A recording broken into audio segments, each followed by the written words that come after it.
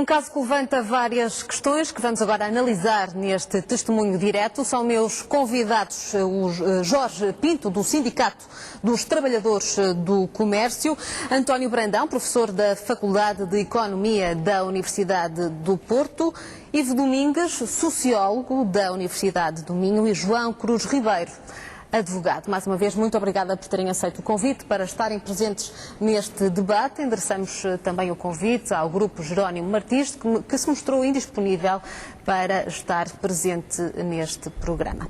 Meus senhores, mais uma vez, então, agradeço a vossa disponibilidade e, Jorge Pinto, eu vou começar por si. Que comentário é que este caso do Pingo Doce merece ao Sindicato dos Trabalhadores do Comércio?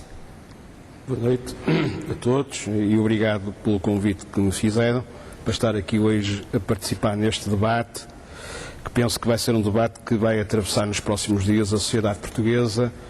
E eu começaria por dizer que, em primeiro lugar, a nós, aos sindicalistas, aos trabalhadores, chocou-nos esta ideia do Pingo Doce desenvolver esta campanha no dia 1º de maio.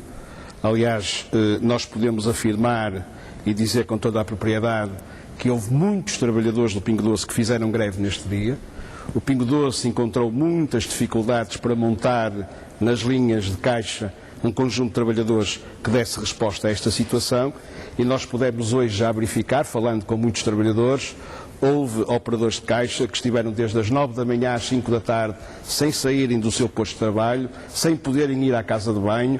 Eu, aliás, lamento que na maior parte das intervenções que tenho ouvido até hoje, na rádio, na televisão, ninguém se tem preocupado com os trabalhadores do Pingo Doce, que foram sujeitos a uma pressão tremenda, sofreram problemas que só eles é que sabem. Hoje há trabalhadores que nem sequer podem manusear os sacos, têm os punhos completamente cheios de problemas, porque efetivamente aquilo foi uma coisa só vista, não é? Só quem assistiu e quem viveu no dia-a-dia no interior daquelas empresas é que pode ter uma ideia daquilo que aconteceu.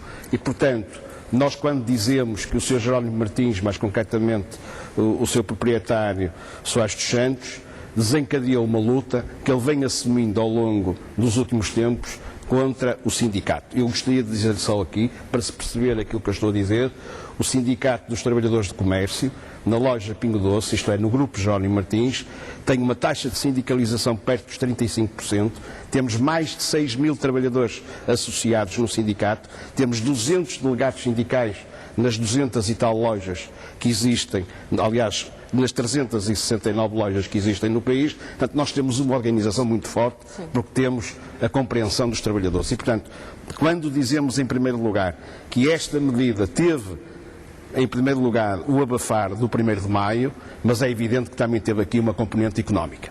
E nós temos dados que eu depois, ao longo do debate, irei trazer para o debate para perceber o que é que está aqui em jogo, mas não gostaria de deixar de dizer e de afirmar, em primeiro lugar, que nós estamos muito preocupados que este senhor, o Sr. Jerónimo Martins, tenha desencadeado uma ação deste tipo logo no 1º de maio e não aproveitasse para fazer noutros dias que podia fazer. E, portanto, a nós, aos sindicalistas, aos trabalhadores, num momento de grande crise, de grandes preocupações, em que os trabalhadores se queriam manifestar na rua face às políticas que estão a ser desenvolvidas, foi impedido e foi, por outro lado, abafado, porque hoje e ontem e anteontem, em vez de falarmos do 1º de maio e dos problemas que estão a assistir à sociedade portuguesa, temos falado só do Pingo Doce.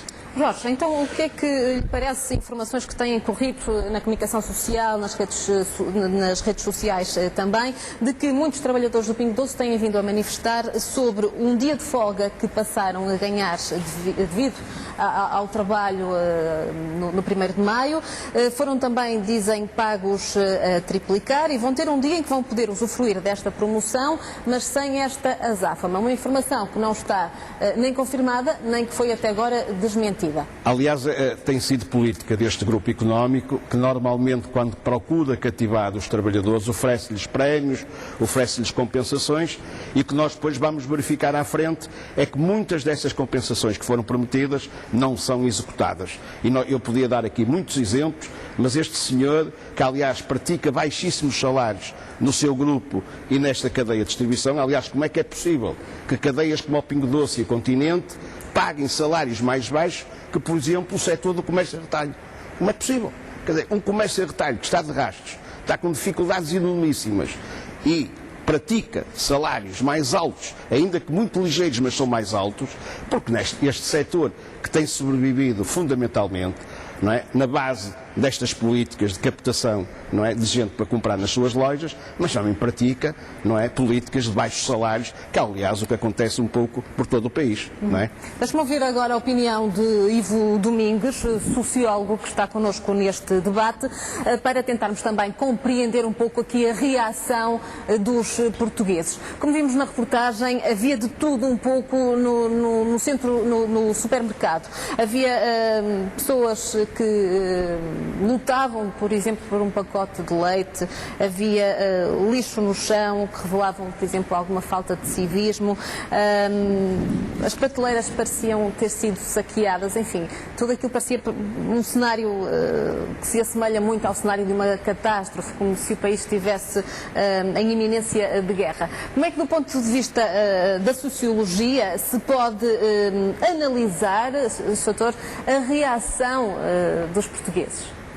Bom, este é um caso interessante para analisar a relação entre o ambiente comercial e o comportamento dos consumidores e como estes, por via da sua ação, transformam o ambiente através da alteração do seu comportamento. A sociologia pode ajudar a compreender este fenómeno produzindo diversas leituras. Eu proponho esta, entre outras, trago esta. Este fenómeno beneficiou de um conjunto. Vamos ao contexto para depois percebermos o comportamento integrado no contexto em que ele ocorre. O contexto favorece este fenómeno. Em primeiro lugar, é feriado e, portanto, a população ativa está tendencialmente desativa, é um dia de folga. O tempo não é muito convidativo a fazer passeios tristes e as pessoas tendem a ficar em casa ou nos espaços públicos perto de casa ou visitando a pessoas das suas relações pessoais. A crise, a redução das receitas das famílias verificada ou anunciada e percebida como possível e uma oferta de redução nos custos da aquisição que permite, na verdade, na medida em que eu pago metade do valor daquilo que trago, me permite uma rendibilidade imediata de 100%. E investimentos destes não há todos os dias. Portanto, há aqui um conjunto de fatores, que é a natureza geográfica, do calendário civil e económica, que convida as pessoas a dirigirem-se em fluxos, fluxos não previstos para as lojas do Pingo Doce. Ações deste tipo são sempre muito arriscadas, porque, por muita ciência que se convoque para ações de marketing desta natureza, o comportamento dos consumidores não é todo previsível. Se a gente se lembrar, por exemplo, um dos produtos, um automóvel que era da marca Ford, foi dos produtos mais testados, que mais orçamento aplicou na testagem, na pesquisa de mercado, foi um fracasso do ponto de vista das vendas. Mais recentemente, o iPad da Apple foi um sucesso e esgotou no abrir e fechar de olhos. E, portanto, por muito conhecimento que se convoque para prever o comportamento dos consumidores em ações destas que têm até uma certa ruptura com o cotidiano e com as práticas correntes, pode ter efeitos e consequências não intencionadas, não previstas e, podemos admitir-lo, porventura também não desejadas. Vamos agora ao comportamento, neste contexto mais macro, como é que foi o comportamento no contexto ou em situações mais micro dos consumidores.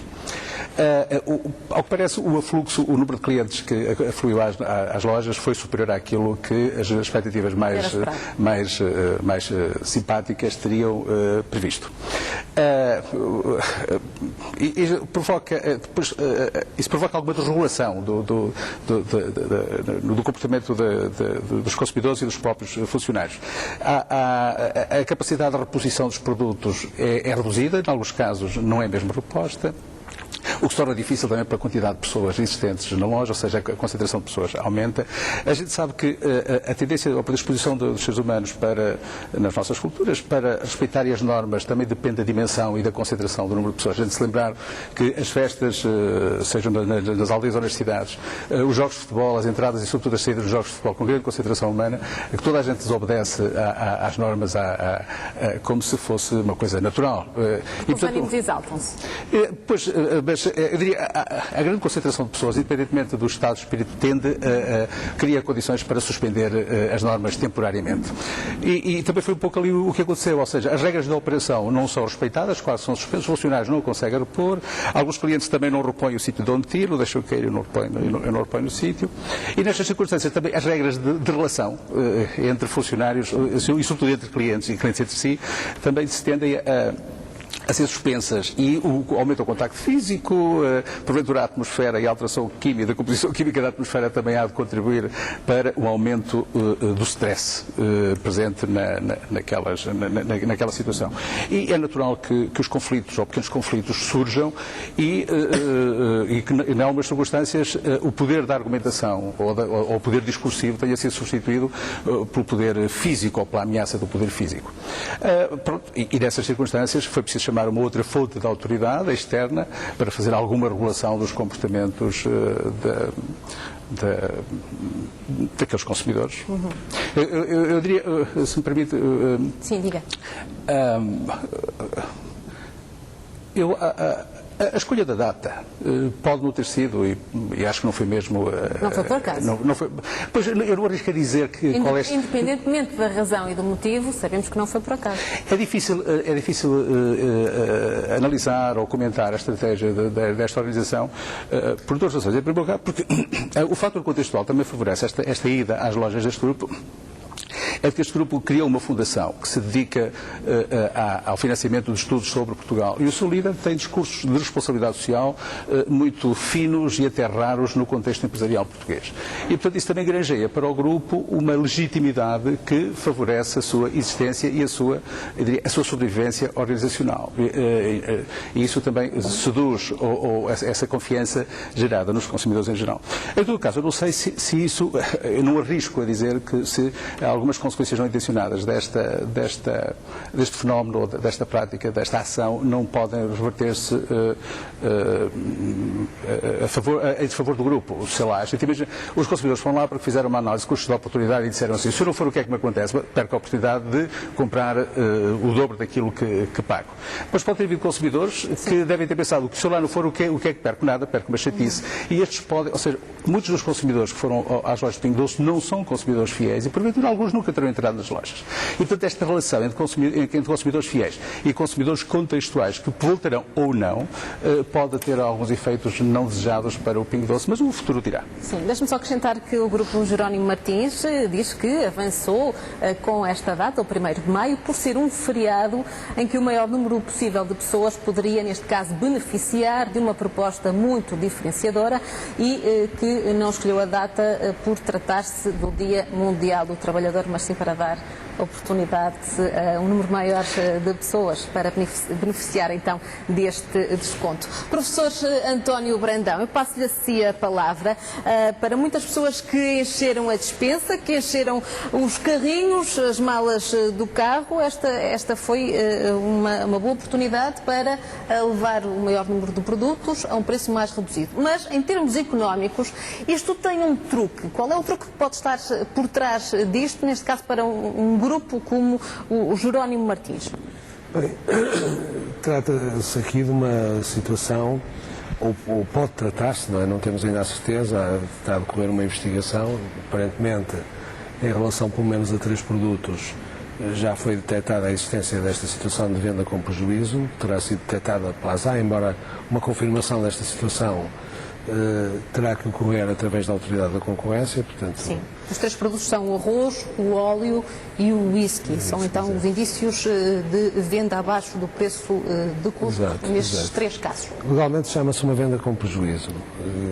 Em termos económicos, às vezes utiliza-se a expressão de dumping ou preços predatórios, etc. Não é? Dumping é uma palavra que saltou muito para a imprensa nestes dias. Um colega meu veio...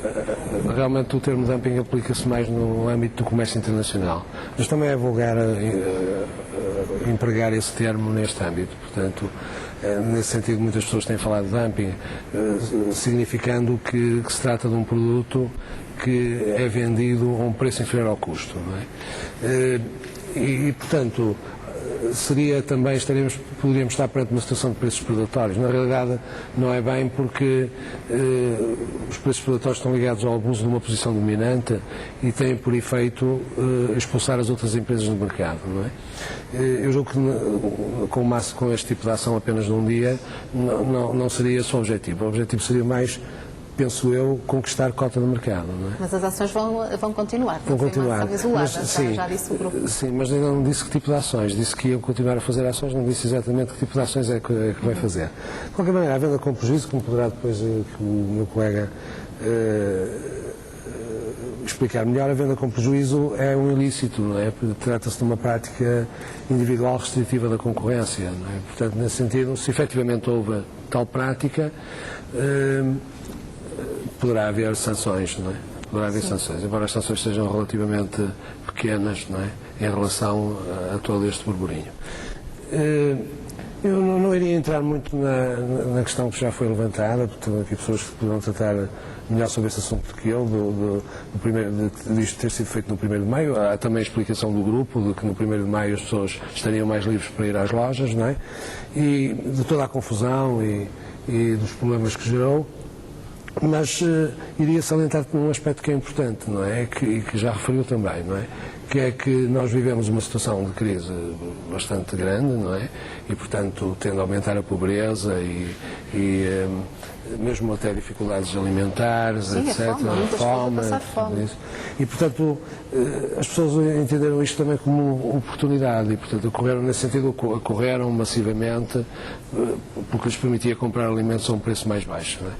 E, nesse aspecto, eu atrevi-me a dizer, concordando embora com muitas das questões que foram aqui levantadas, atrevi-me a dizer que teve um aspecto positivo, não é? Que as pessoas puderam trazer para casa produtos a um preço mais barato, o que habitualmente, e também para introduzir um bocadinho, digamos, mais de debate aqui, porque realmente não é todos os dias que temos possibilidades de ir comprar produtos a preços tão baixos, não é? É verdade. Aliás, eu, não sabendo da existência dessa promoção, nesse dia levanto muito cedo sempre, então fui fazer compras a um hipermercado da concorrência, não é?